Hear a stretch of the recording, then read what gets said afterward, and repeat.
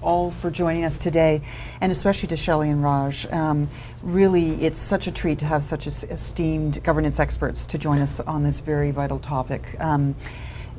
Shelly and Raj spoke with me beforehand and said they would love interaction from each of you today, so we can make this very dynamic.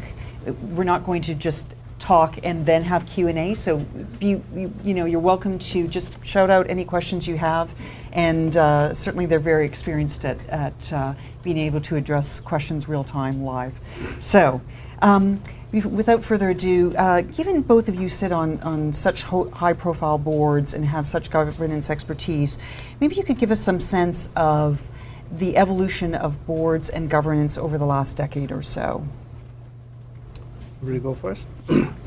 Well, glad to be here, and in this august company of Shelly. And if you thought there's no diversity on the board, you can see at least two of us. We might have everything covered. Yeah, that's right. But over time, I've been very fortunate over the last 15 years to have served on 7 public company boards, including being chairman CEO of Roman Haas and the current board list, 5 private company boards, partly portfolio companies, and they range, frankly, between $5 million of revenue to $125 billion, from 40 employees to 350,000 employees. But one thing I would say that irrespective of the size, some of the issues and challenges that the boards have are not that different. And I think that's important to keep in mind, although the level of engagement is very different depending on the size of the company or what the business mix is. But generally, I would say the issues are very similar. So maybe I talk a little differently. What have been my fabulous board experiences? Great. And then not about specific company, but some areas where I think what has changed, and then more about where we can improve. Maybe that'll be helpful. So I would say, where I've seen what I call seamless CEO transition, it's a treat to watch. And all the rest you read in the press. Highly disciplined approach to what you call capital allocation. Because at the end of the day, boards only do 2 or 3 things, and if they do them well, they're rewarded. One is the CEO succession and talent, and the second one is how do they use shareholder money over time. Because if they do those things right, I think likelihood is that the end result is going to be great for the shareholders. Part of it is also facing reality at all times and not living in a dream world, but dealing with the reality.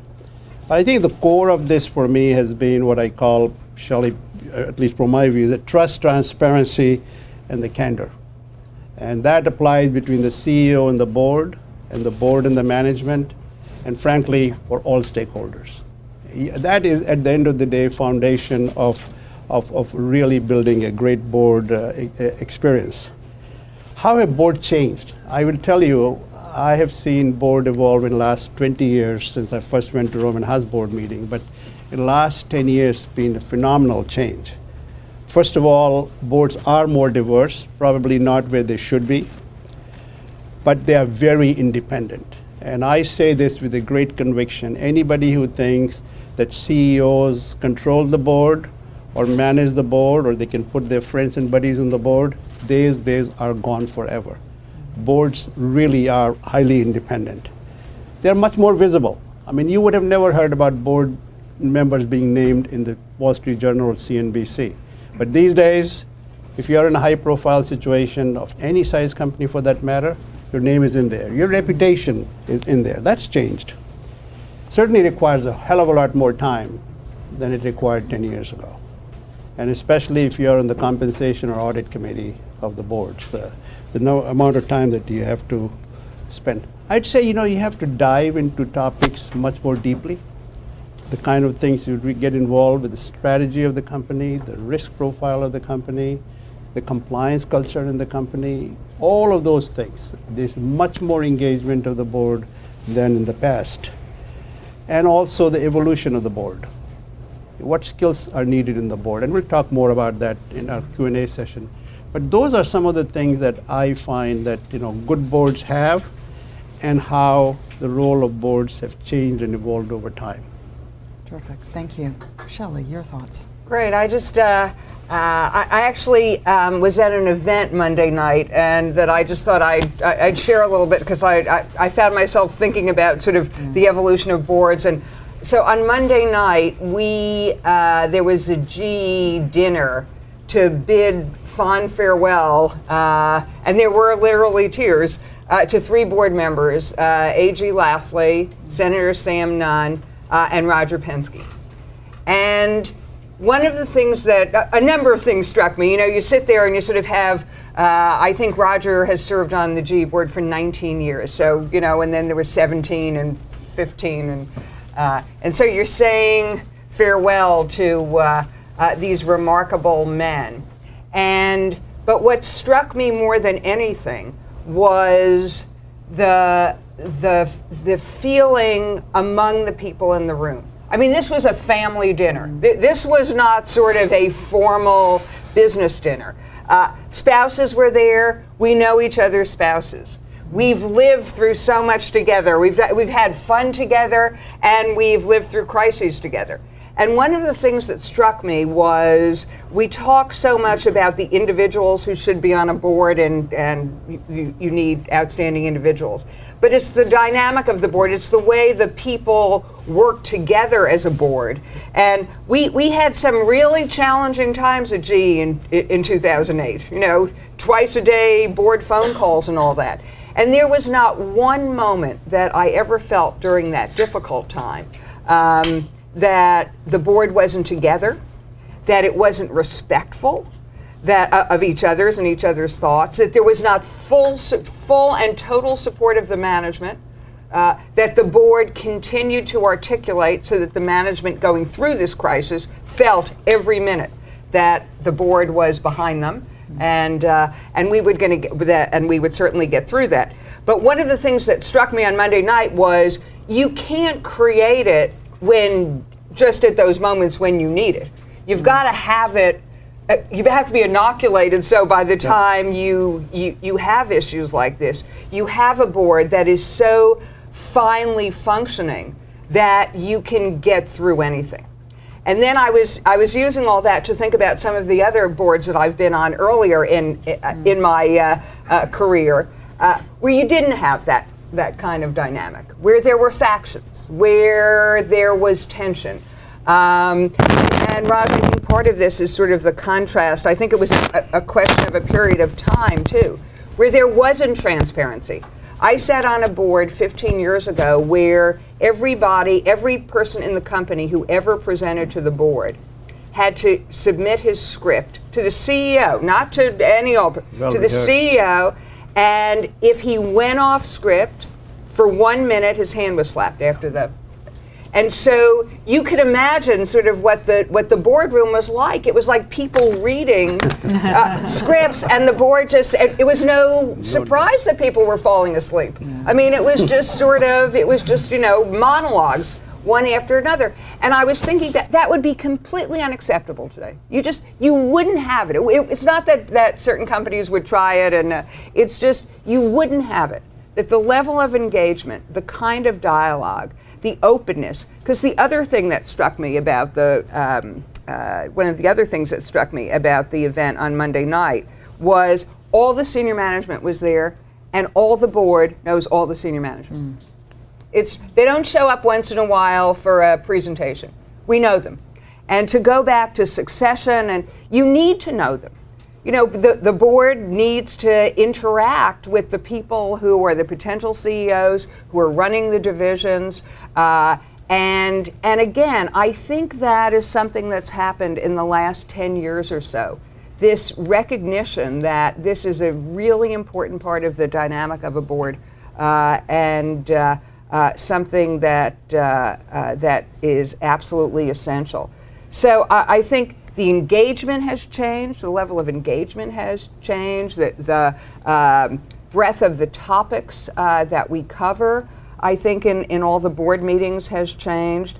And and it's more active, it's more involved, it's more transparent, and it's just better. And then we can also get to the conversation, because the other thing, just a future topic that I was thinking sitting there, because I really am of two minds on the issue of terms, board terms. And, we'll talk about that. Is why would you ever say goodbye to these three men? I mean, Yeah. they are so remarkable that if you could get them for another 15 years, you really should. So we can come back to Yes. that, but that was very much top of mind for me that night. Thank Great you. comments. Well, so many of you are involved in helping to recruit directors to your board in some way, shape, or form. And obviously, given the dynamics that both of you expressed and explained, and how they are increasingly complex today, how does that impact recruiting individual directors, and what are you looking for more of, less of, both in terms of skills and personality? So, I think this is now become an ongoing process. It is not that you recognize that Shelly or Raj are chronologically reaching the age and you need to Precisely. replace them and start working. I would say every board I'm on, it's a very active process. Almost all of them now have who are the board members now, and more important, what are the skills required in the future? For example, somebody who is digitally more smart, somebody who is more savvy about technology, or if certain trends are changing in our industry, who can bring a perspective that's unique. So I think this is almost an active process led, and the other thing which has changed obviously is this process is no more a CEO process. It is a process that led by nominating governance committee, and independent directors have most of the say in this process, and obviously in terms of chemistry with CEO and making sure that he or she knows the person is comfortable with it is a very important part of the equation. But to get to that process, and a third thing I would say is using outside resources. I mean, now, Kim, you know better than anybody here, just about every significant company today uses outside agency for two reasons. One is to get as broad an access to talent as you can get. Not just the network, you can always throw names from your network, but also to have an independent assessment of these people before they are really selected and go through the process. Just like you're recruiting a senior executive or a CEO. And I would say, at least the 2 or 3 situations that I've been involved in director recruitment, in each one of them, we got directors largely who were not part of our initial pool of suggestions. So I think all that basically says the more independent-minded, broader experienced people you need, the process really needs to be an ongoing process. I think the interesting thing is, I believe the turnover of board members in Fortune 500 is like 7-8% a year. There are not that many jobs that open up, and that's another reason to think about how you proactively, and we can come and talk about the term limits or non-performing director or whatever it is, we have to figure out a way of creating some motion in a constructive manner as well. And I think there's probably some ways to go on that. Yeah, I agree with everything you say. I think one of the things that I've seen that's changed over the last 5 years or so is we're much more thoughtful and disciplined in the boards I sit on and what we're looking for. Knowing that it takes years to find a really great director. You have to sit back and say quite specifically, I'm looking for somebody who represents the developing world, or I'm looking for someone who's really very tech savvy, or whatever it is. And we actually have categories now of things we're always on the look at. We use outside, and on all the boards I sit on, outside sources, but the other thing is to just keep pushing your fellow directors, because once their eyes are open to being on the lookout for people who might make interesting new directors. I find I chair nominating and corporate governance on GE, and not a board meeting goes by that someone doesn't give me a name, which is great. And the other thing I've learned to do is just sort of by accident is I sort of throw the names out there, some of the names out there at the meetings, because invariably 3 or 4 people come up to me afterwards and go, that's a terrific person, or don't touch that person.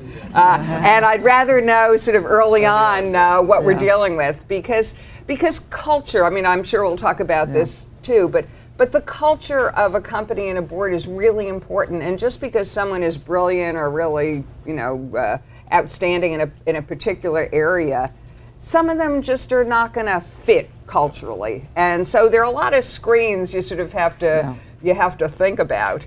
I would also comment that I've had instances on 2 different boards where we've gone over to the extreme in terms of CEO picking people. Is in each one of these instances, the CEO came up to me afterwards sheepishly to tell me that in each of the instances that person was actually their friend, and was it okay? And I said, well, he didn't come to the attention of the nominating committee meeting because he's your friend. It's just he's superb. So in each instance, so I think we've gone over to the other side where it's like I've never seen that person before, and we have no prior relationships. Right? Pushing the limit in the other one. Absolutely. Right. There is that sensitivity. It's true. Yeah. And so, taking that into consideration in terms of the fit, the culture, how do you really assess those directors? How do you know that when you meet them? What sorts of things are you trying to find out about them? What's helpful? The most important thing to me, I've gone full circle on this whole thing, is good judgment. I just think there is, if you have to pick one thing, if you have to assess one thing for a board member, is good judgment. Because at the end of the day, that's really what directors are asked to do. And I don't know any way of assessing that other than talking to the person once, twice, 3 times, having other people talk to them, talking to people who've served on anything with them or who have worked with them. It's the most elusive. It's the hardest thing to find. Very difficult. And yet it is absolutely crucial. And where I've seen poorly performing directors, it's because they don't have good judgment.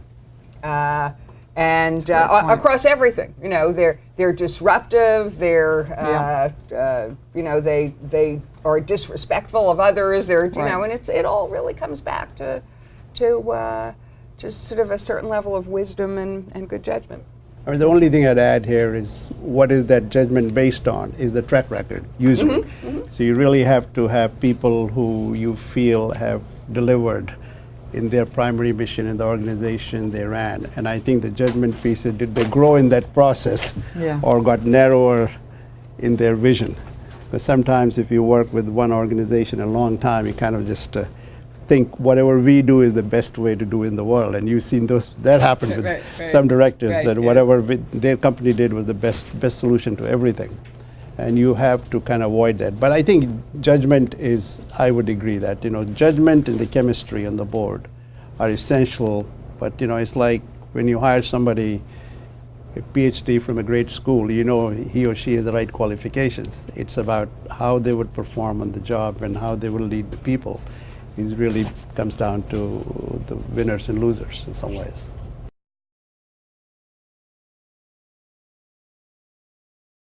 I wouldn't, I think, in my view, turnarounds are more difficult than riding the tailwind. So you really have to look at the overall performance of the person. And actually, very important thing you asked, Donna, is their ability to operate under different environments. Because no company today lives through tailwind behind them or always with headwinds. But I think they do need change in directions, ability to connect the dots, see things before others see it. And I think though you really, and I think the best leaders are made when they are in adverse conditions, not when the tailwind is behind them. So I would never hold anything against the ones who have been in a difficult situation, as long as they were able to navigate and did better than most people would have done. Yeah, I would agree. I'd say it's how they handle the situation. It, exactly. It's not because we've all been in one of those situations, at some point. But I actually think you do learn a lot from the way they handled that situation. And I've had a different problem from time to time, and that is we've had some people on the outside where we've had an excellent director who's had some trouble in his or her business. Is all of a sudden, somebody pops up and says, I don't know why she's still on your board. And you say, well, I don't know why you don't know. I mean, what do you have in mind? Is sort of, and and my feeling always is she was an excellent director before. She's an excellent director today. She had a business problem that she solved, but this doesn't disqualify her now as being a member on the board. But I think there are some people who do pop up when that happens and say, I don't know why this person is still serving on your board.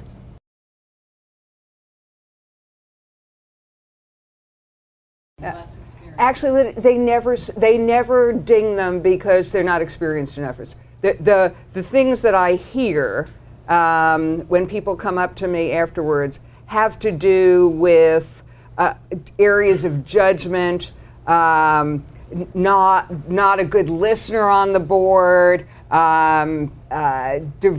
views that are way off to the side. They never actually comment on things, more objective things. But to the other side, actually, I find it's the individual who can help with people who are not that well known. And so my experience has been actually quite the opposite, that someone will stand up and say, well, that's a person who a lot of you might not know, but I served on the library board with him, and he was absolutely outstanding. He doesn't have a lot of corporate board experience, but I've seen him in a situation, where we've had to come together as a group and drive to a point, and it's the individual endorsement of people who are not the marquee names and all that actually makes the board comfortable and says, well, if you two people think, despite the fact that I've never heard of this person before, I give it a try. So I actually think personal endorsement of individuals is the thing that drives it over the line, but you do have to drive it. I mean, that's the thing. It's easy to say, we'll take Jack Brennan, as a director, but to put someone up there who you find interesting, would really add diversity, cognitive diversity beyond diversity, to the board. It's you really have to make the case and I think push, but I've not found that to be a problem if someone's willing to get up and passionately recommend somebody. So yeah, I agree with Shelly's comments. Here a couple of thoughts. I think one of the things that's happened because of involvement of recruiting firms in the process, almost universally, every company says, be sure to produce a list of diverse candidates. It's almost a prerequisite.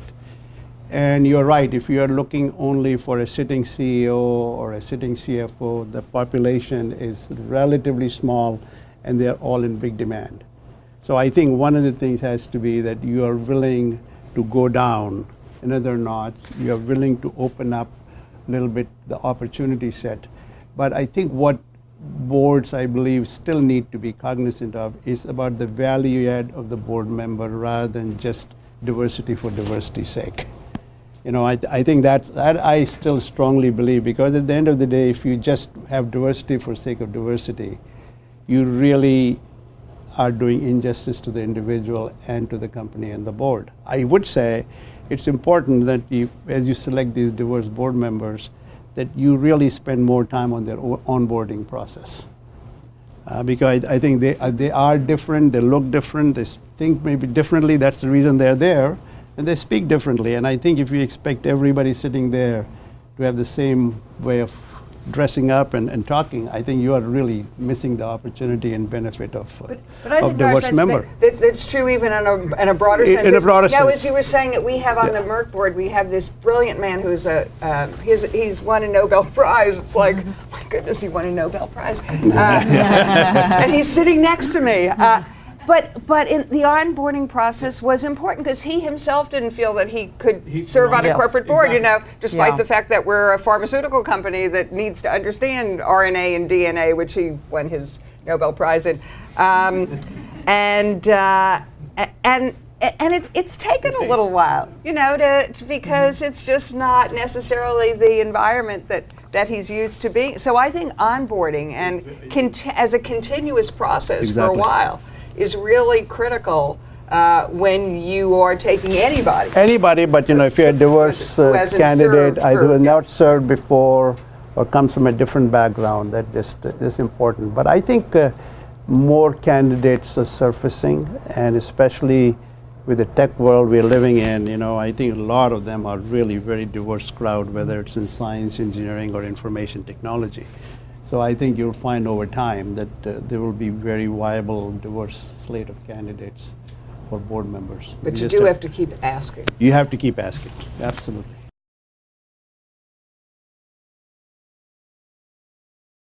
Well, Mark Andreessen joined HP board at age 35. So he was probably brought the average age down by about 5-6 years. Yeah. But now now he's turned 40. He turned 40 last year. He says, "I'm your generation. I'm not the 20-year-old starting." So I think that's you talk about diversity. Again, you have to think about is how you can bring them on, and how they can be contributing members, and even if they're interested. But I would say, especially in the digital space, there is both a desire on part of old companies, new companies, to have somebody who really understands how technology can be used in the future, not for their internal systems, but more in terms of outreach to the customers and building their markets. And that is, people who have that experience are rare, but they think differently, and I think having them as part of your group is a good thing. The other thing we have tried to do in a couple of boards is to have a tech committee, where some board members are the tech committee, and then you invite some of these real entrepreneurs, up-and-comers, as part of that. And over time, they become comfortable, and one or two of them can step on the board positions.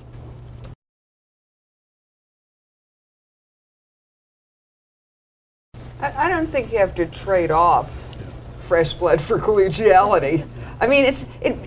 Sometimes when investors talk, it's like it's sort of, everyone goes and plays golf together, and we're all drinking tea, and it's all really nice. And I think the reality is that there are divergent views. The reason people feel comfortable, I would argue, presenting these divergent views is because there's an atmosphere and an environment in the room that says it's okay. That because there's inherent respect, it is encouraged and applauded when people debate issues. And I don't serve on a board where there's not active debate every hour. And there's not agreement. There is not agreement necessarily on lots of points, but I think the issue is that there's respect, so people hear each other out, and there's an inherent sort of acceptance that if enough people on the board want to go in one direction, that the others, even though they might go in another, will actually go with the will of the group. Because I think at the end of the day, you really do need to, being a dissident when you're on a board, it only, I think, is productive for a while, or you get off the board. But I do think people misinterpret the whole collegiality, cordiality with a level of discourse in the boardroom that's not really rigorous and really demanding of debating different outcomes. I would almost substitute the word being civil to each other. And the other thing is, not personalizing. I think when it gets out of control is if I say to her, you are full of this and that. As long as it stays on the issue at hand, it is very constructive and in fact almost essential today. I sit on every board where issues surface. I give you one example I can give you. When Ed Breen came to the board about 7 years ago, that he said, this conglomerate doesn't make any sense business-wise. and we should break this company up because otherwise we are doing injustice to all 3 or 4 businesses. And board was shocked. They thought we were there to build a new GE. But he worked with us for 6 or 9 months to really say why this made sense, both strategically, operationally, for the people and performance of the company. And he worked with us. And board was half thinking that this is the crazy thing to do, difficult, expensive, and distracting, to other ones saying is we should do it. And I think the outcome was excellent. The stock price gone from $10 to $80 in the last 10 years because he created 5 companies that needed to be separate. But I think it took a lot of debate and a lot of thinking and a lot of risk taking to do that. I don't think on any major issue that I know of, whether it's an acquisition or a major project, a major capital spend or major directional change for the company, where to start with the management view is the only view, right, and the board rubber stamps. It just doesn't happen. Maybe one more comment around activists and listening to shareholders. I would say in today's world, ignoring those forces is its own peril for both the management on the Agreed. board. I mean, this, if you think about successful, large companies really facing this, whether it's Microsoft or it's P&G or it's Apple, nobody is spared. In the chemical industry, which had never heard of activists, they're all in there now, Air Products and DuPont and all over the place. So here is my view. I think, first of all, you can own 0.5% of a company and make a lot of noise, and they are master at using the media. But I think it's very important for the board and the management not to totally ignore, because they're smart people. Absolutely. They have a point of view. They have done their work, not necessarily with all the facts at hand.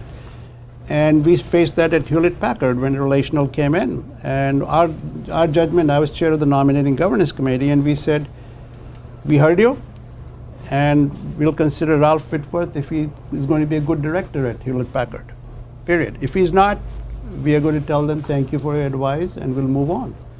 And as you know, earlier this year, we appointed him as an interim chairman, because he was the most objective and a qualified board member. So I think there is not one solution, but ignoring the shareholders, both institutional and activists today, is something that no board or no company can get away with.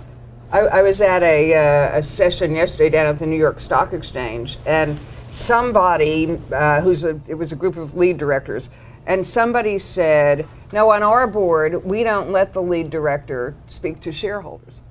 And I said, excuse me, I don't understand that. What do you mean you don't allow the lead? No, only the CEO speaks for this company. And I said, well, that's just an absurdity. In the year 2013, I don't know on what grounds you can defend sorry, he doesn't talk to people. Sort of position. And so, I mean, it's just, you've got to, you have to have the dialogue, right?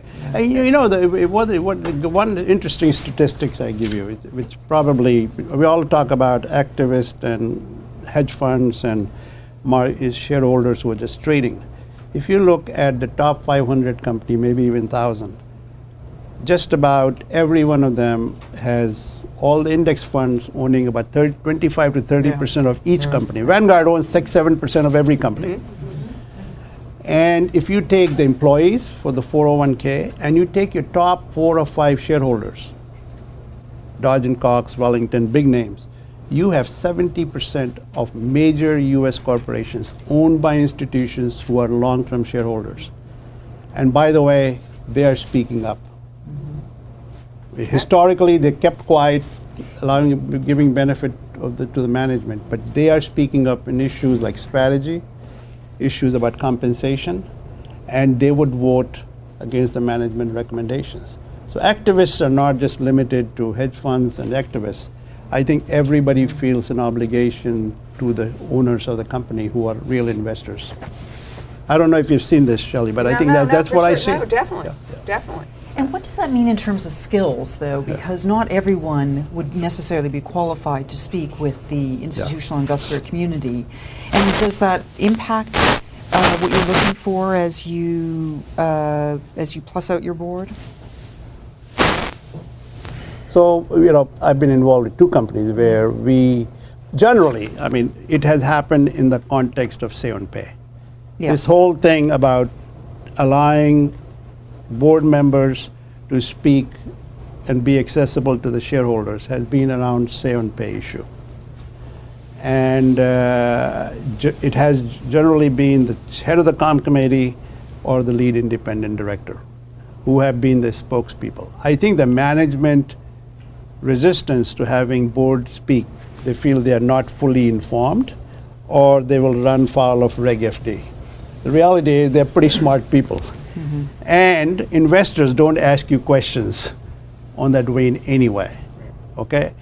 My view is we ought to find a way of becoming more proactive about this over time because, these investors are big investors who have put billions and billions of dollars in the stock of your company, and they're here for the long term. They know your competition, they know your strategy, they know your management team versus others. I think you would be foolish not getting some perspective from them. It's just going to help you get better. Yes. So how you do it is important. It has to be managed well, but I think it's not free for all 12 board members to speak to the shareholders. But I think if it's managed well, this could be a very important listening point for corporations. Right. Yeah. Anything further, Shelly? Yeah. What about just broadly? We're a bit free flowing here, but on the topic of activism, which you've brought up, and as you say, there are different types of activists, but there are some that are more aggressive than others.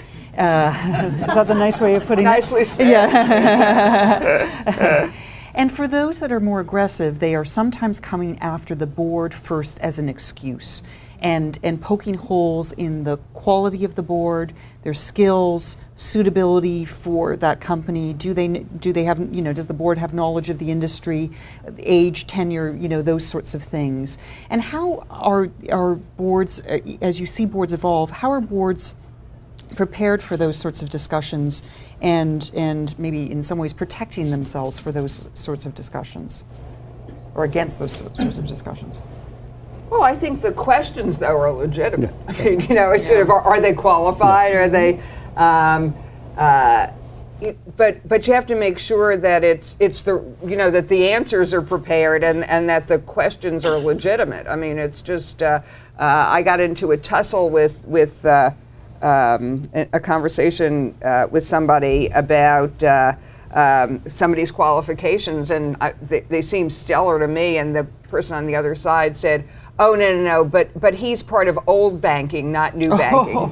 So it's almost you can't be right. Yeah. When they want to pick a fight, they're just going to pick a fight. And so I mean, one of the places I've gotten to is, you have to have the conversation and you have to know yourself that your board is qualified and what the sort of the organizing principle is that puts them together and makes them a strong board. But I think trying to answer each one of those questions specifically, they don't want to have a good answer. They want to say, but she's not qualified. She doesn't know about risk. Right. No. So. I think you have to stand your ground. I mean, if you believe in what you're doing and how you have staffed your board and how they're working, I think to yield to a pressure from anybody is a wrong move on part of the board. So you just have to be sure. And as you say, they're looking for a dialogue. Yeah. They're not really. They're opening a door. They're opening a door, but they're not expecting you to just follow through either.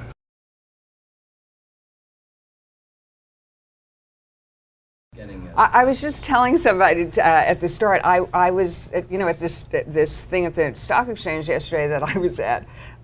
Some lead director very proudly said, I wasn't even sure which company he was from, said that they have a system where they have 10 board members, they rate each other every year, and whoever gets the lowest score is voted off the island, basically. And I thought, who would want to be on that board? I mean, just imagine the atmosphere in the boardroom every time you want to ask a question about, does that now, did I just now get a ding for, so to me, that's one end of a pole in terms of of evaluations. I mean, the issue is that in theory, that's all great. In theory, you should have term limits. In theory, you should have new blood. But the reality is, when you get a really superb director who understands the company, whose judgment everyone respects, who has a history and understands sort of where the company has come from, to actually just say, okay, time's up, you're 10 years, it's just a tragedy, I mean, to me. And so I'm sort of at a point where I'd like to be able to have the means to not continue on with a director who's not doing so well, but at the same time to also have the flexibility to keep on just stellar people who are respected by everyone and who make all the difference to the board. So I don't know where I am, and then if you're in the UK, you have to. So you know. So you know, I think I'm somewhere there as well, because I think chronologically it means nothing. I've seen people switch off at age 55, and then I have Jack Kroll who's 76 this year. Every board he's on, they keep giving him an exception because he's so exceptional. And we have to find a middle ground about saying is, and we need, the hardest thing I would say, despite everything, the hardest thing on the board is to ask one of your peers or colleagues to step down.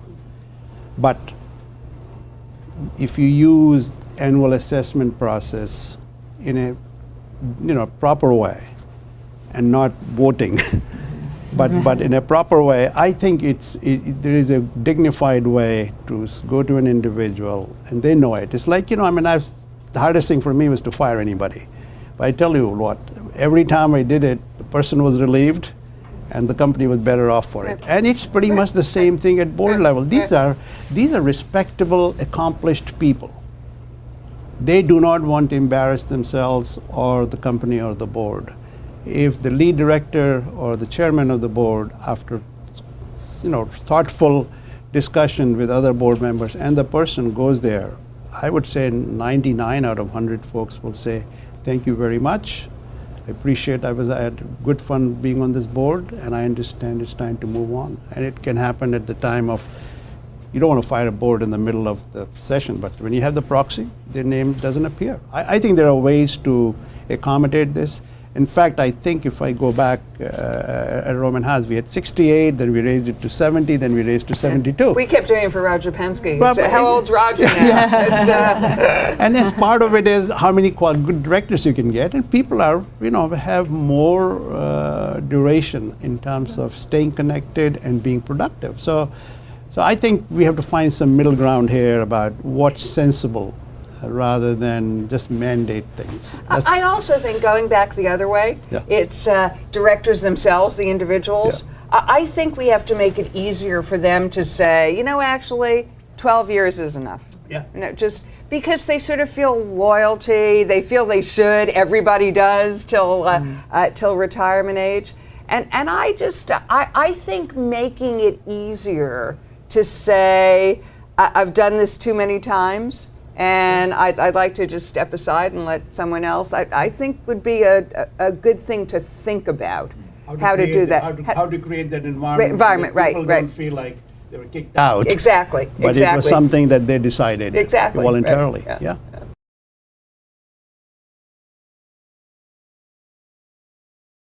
I'd say to the second one on the boards I sit on, we know who we'd like to put on the board next, more or less, and we've had conversations with some of them, so just to gauge interest, just to sort of see where we are. So we're prepared that way.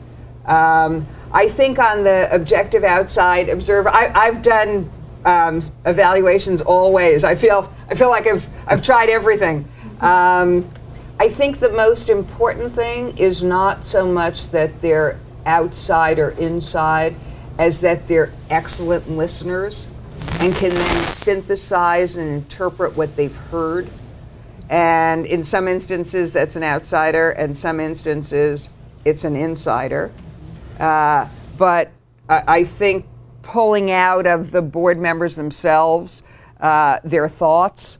The one really bad experience that I've had was an outsider who spent an hour on the phone with each one of the board members, then came back to the board and spent 20 minutes reporting out what the board members had said, and 40 minutes going through slides of what this man believed made an effective board, which was, I felt like saying, did anyone ask you? It was just, thank you. Yourself. Thank you, exactly, promoting the next engagement. Yeah. So I just, but I think those skills of listening and synthesizing and knowing the company well enough that they can interpret for you where people are saying similar things, even though they might be coming at it in slightly different ways. Here's something that I learned having gone through the last time, which is a great question to know what's on the board's mind, which I hadn't tried before, is what would you like to know more about, and what items would you like to see on the agenda for next year, which I thought was just, that's just a nice thing to do to kind of see if there's any. We learn more from the answers to that questions about areas that people either didn't feel they knew enough about, that were critical to the future of the company in their view. I mean, you can, that's a bit of an interpretation, but that's a question that I wouldn't have thought of necessarily as being essential, but turns out that it really unleashed a whole flow of information that we didn't have before, and sent us all off, in some new places that we didn't know were things that were on people's minds that they felt were important. So I think you can alternate. I've been on board. So occasionally they'll use the lead director or the chairman to do this. Other times they'll have somebody from outside just to kind of mix and match. But the one you mentioned, Shelly, which I found very useful, is something which Jack instituted at both Tyco and Delphi, and that was doing exactly the question that you asked. So what are the most important things that boards should focus on in the next year? And he does that as part of the evaluation. And then he goes one step beyond that. He would then have 3 board objectives for the following year with clear metrics in front of it. And I think it helps a lot because it focuses your meetings and discussions on what we believe are the critical things for the company. It can be CEO succession, it could be divesting or rearranging the portfolio, it could be your strategy in China, not dozen things, but just 3 or 4 things which are outside of just delivering your number for the coming year. And that really opens up more accountability for the board. And at the end of the year, he would ask each one of us and the management. That's the other thing, is asking the management to really say, is your board really helpful for you to run your business? And I think that's an important question to ask, because we are there to help the management on behalf of the shareholders. We are not there to just exist in our own right. And I think both those questions really led to some interesting outcomes and priorities. You both indicated that succession planning is really important, that there's a lot more thought around that, and that it's not just replacing ex-director knowing that they will retire next year, but thinking thoughtfully about the future, 3 to 5 years out, teeing up potential directors for the course of that time. What are the sorts of skills that you find your boards are focusing on more? And I think we've heard a little bit about that today. Certainly digital is probably one of them. International hasn't come up, but I would say that that's probably another important skill. So how are boards thinking about that these days, and how are they bringing those skills on board, given they're both, digital might mean that you go to the 35-year-old or something, that those skills tend to be younger. International has its own complexities. How are boards thinking about those skills today?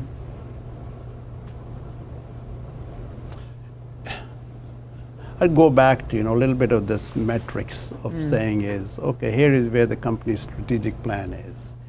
Here are the skill sets that we need to have, and who is chronologically likely to move on, and what skills we want to bring on. I mean, I would add cybersecurity, not because this book is out, but I tell you, this is a real threat. Yeah. And a threat on two fronts. One is losing your prized information, but also your customers. And then more important, this ending up in the wrong hands. And I just heard the head of NSA yesterday morning, and it's scary what they believe is what China with the support of the government have information about every single U.S. company and every single important technology. That's scary. What I'm saying, so there are areas like that. Risk is another area. Risk is a big deal, and you think about risk, macro risks, which we all can sort of pontificate, but there are industry risk, and then you have internal risks. So there are some what I call bottoms-up risks, which you cannot ignore.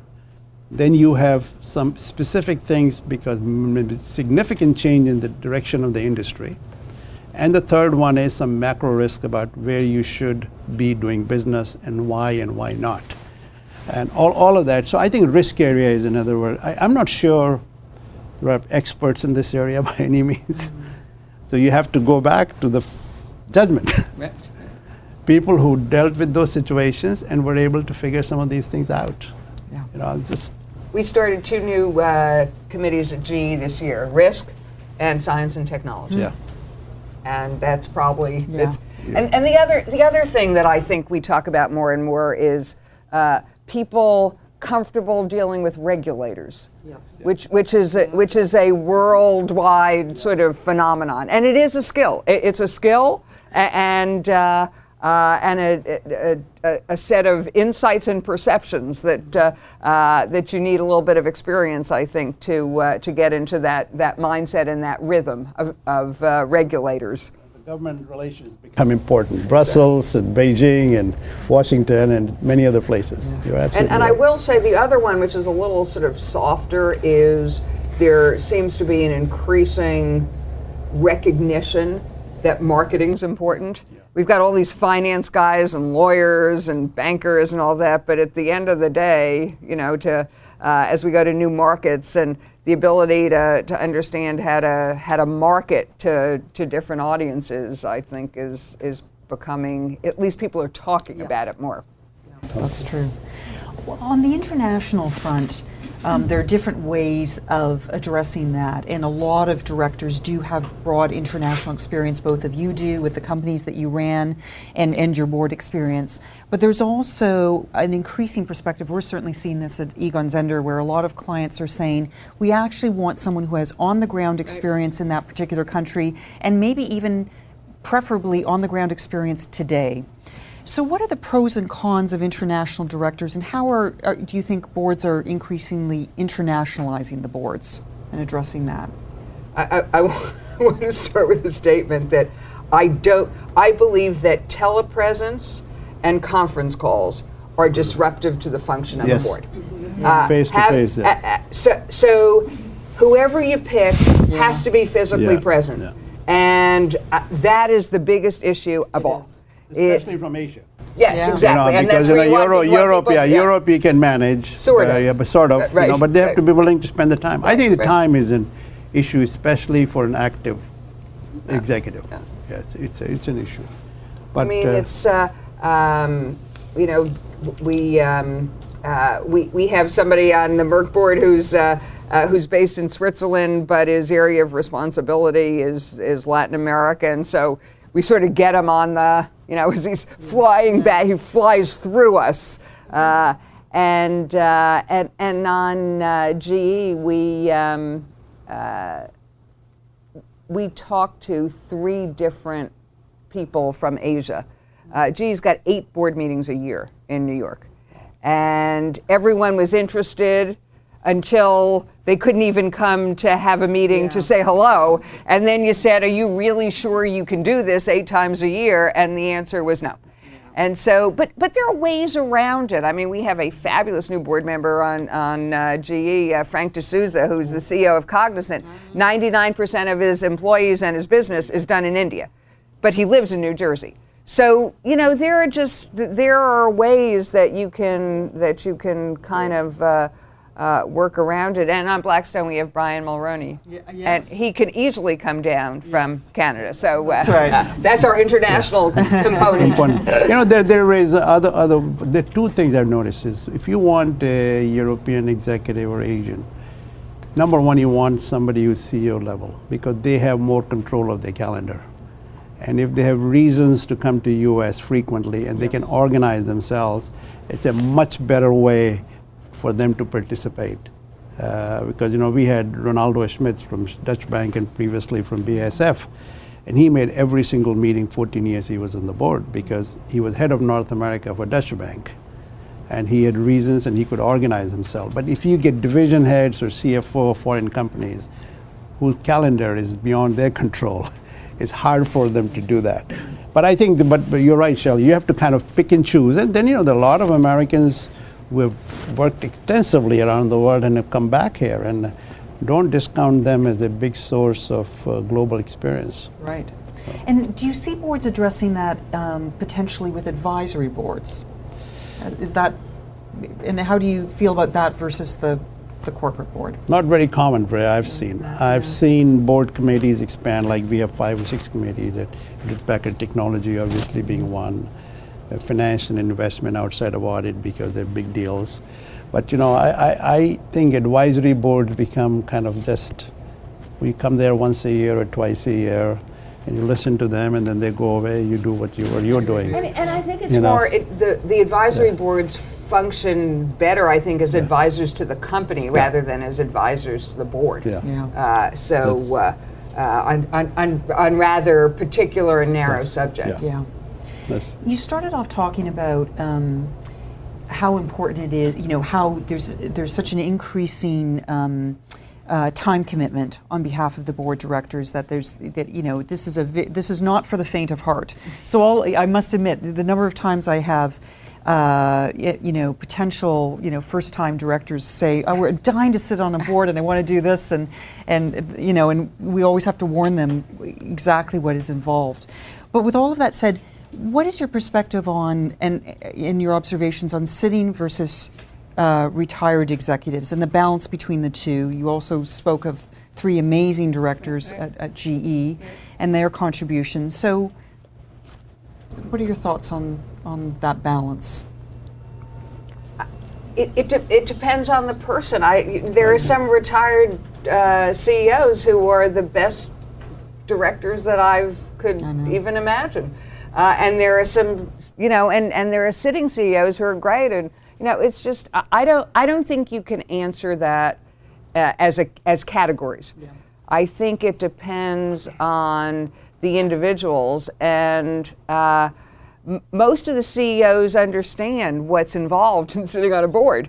So once they say yes, chances are they've kind of committed to that. And most CEOs, sitting CEOs I know, I mean, they don't sit on more than one board, usually. And that has changed. Yes. Used to be 2, even 3. That's right. Because of the time commitment, it's almost all companies that I know of. First of all, they require permission from the board. And the second one is they really don't sit on one board, and sometimes they sit on none. Yeah. So I think that's because just the jobs are too demanding.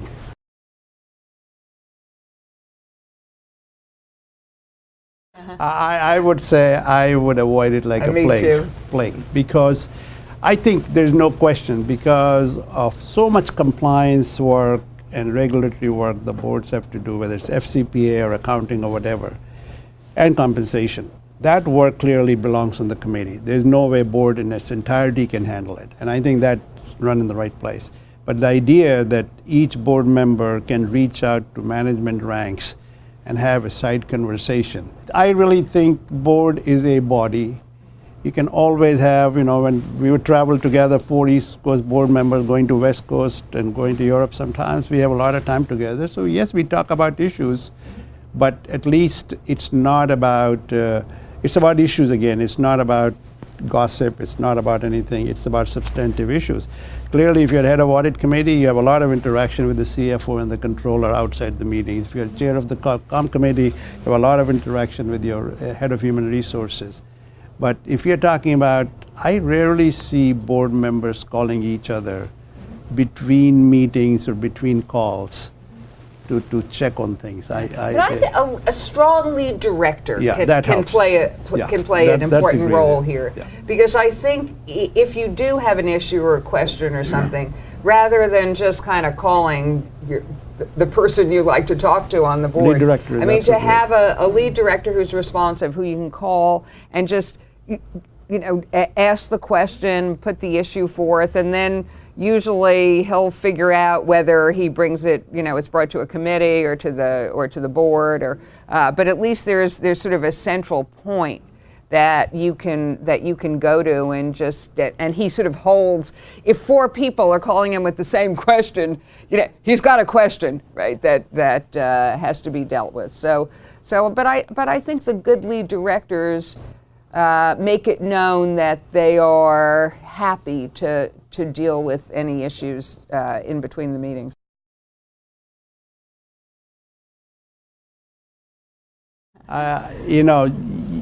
We are probably one of the very few companies, probably the 4 or 5 in the Fortune 500 who have cumulative voting and majority voting rule, and we are stuck with it. If I were to start over again, you would never want to have that. But I mean, it's there. Again, it's one of those things. If the shareholders decide they want to accumulate vote against 1 or 2 directors and vote that way, just like the activists, you better listen to what their point of view is. But nobody can. If they get a majority vote, there's no, even if as long as they're elected, and it's hard to ask a board member to step down based on, like somebody getting 50% or 51% of the vote. So I would say, again, it's one of those things. If you don't have it, don't put it in. And if you have it, if you really are in that situation, you really listen to what their argument is. And I will tell you this, when the board members get anything less than 75-80% vote, they know shareholders have spoken, and they need to reflect what they're telling you. That's really the way to think about this. I do know a few individuals who've had some, come close. They didn't get 50, but they've come close, and in the few instances I'm thinking of, they've actually stepped down because they just don't. Who needs it? It's kind of they become a distraction for the whole company and the board, and it's. But then you have a good board member. Now then that makes you weep even harder because you have somebody who really is doing the right thing for the company and for the board. And we had 2 people step down this year. John Hammergren was CEO of McKesson, and then Ken. Who was head of Wachovia, great board members. But they decided, their reputation. They think, they don't want to be a distraction. Thank you so much for sharing your wisdom in a very complex environment. Thank you.